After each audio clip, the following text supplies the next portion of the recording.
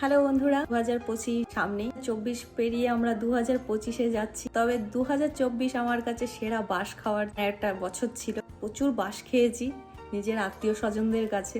এমনটা হয় না যে হালকা হালকা হালকা হালকা হতে হতে একটা লিমিট শেষ হয়ে যায়। 2024টা ছিল আমার কাছে লিমিট শেষ হয়ে যাওয়া একটা এক্সপিরিয়েন্স। তো এরপরে আশা করি আর সেটা হবে না। একটা কথা আছে না, ন্যাড়া বেলতলা একবারই যায়, কিন্তু আমি সেই ন্যাড়া যে বারবার করে বেলতলায় যাচ্ছিলাম। মনের মধ্যে এটা ছিল যে যেটাই হয়ে যাক, এগুলো তো নিজেরই লোক, ছেড়ে দে বাবা, এরকম একটা মেন্টালিটি নিয়ে আমি ছেড়ে দিচ্ছিলাম। 2024টা হচ্ছে এমন বছর, একেবারে মানে শেষ পর্যায়ে যা মুখোশ দেখার দেখে নিয়েছি। তো যাই হোক, আশা করি 2025টা তোমাদের খুব ভালো কাটবে। নেক্সট টাইম বাঁশ খাওয়ার দিকে যাইও তো আমার মাথায় এটা থাকবে যে না, ওদিকে যাওয়া যাবে না, ওদিকে গেলে বেকার, ওদিকে কিচ্ছু নেই, ওগুলো থাকার থেকে না থাকা ভালো, ওগুলো কোনো কাজেরই না। 2025-এর আগাম শুভেচ্ছা সকলকে। 2024 যেভাবেই কাটুক না কেন,